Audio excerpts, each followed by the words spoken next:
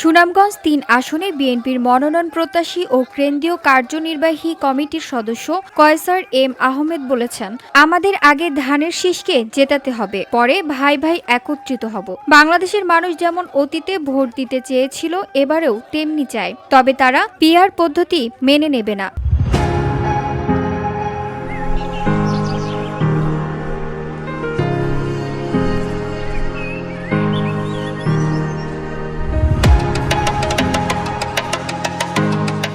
রবিবার বিকেলে শান্তিগঞ্জ উপজেলার পাথারিয়া বাজার এলাকায় নির্বাচনী গণসংযোগ ও ৩১ দফা কর্মসূচির লিফলেট বিতরণের সময় সাংবাদিকদের এক প্রশ্নের জবাবে এসব কথা বলেন তিনি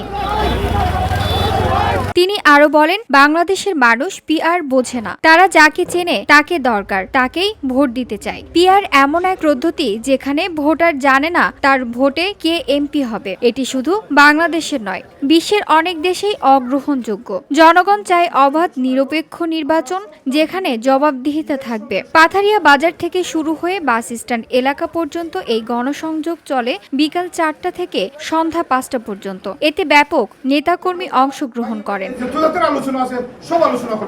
গণসংযোগ শেষে কয়সার এম আহমেদ গণিগঞ্জ বাজারে ব্যবসায়ীদের সঙ্গে শুভেচ্ছা বিনিময় ও ধানের শীষে ভোট চেয়ে দোয়া কামনা করেন। পরে পাথারিয়া ইউনিয়ন বিএনপির কার্যালয়ে নেতাকর্মীদের উদ্যোগে বক্তব্য রাখেন।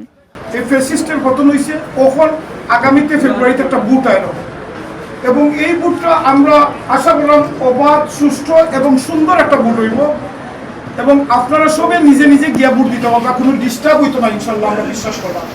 গণসংযোগে উপস্থিত ছিলেন সুনামগঞ্জ জেলা যুবদলের ভারপ্রাপ্ত সভাপতি ও সাবেক পাথারিয়া ইউনিয়ন চেয়ারম্যান আমিনুর রশিদ আমিন, জেলা বিএনপির আহ্বায়ক কমিটির সদস্য মোহাম্মদ মুজাহিদ উদ্দিন, যুবনেতা হারুনুর রশিদ, আনসার উদ্দিন সহ অন্যান্যরা। Bangla news desk.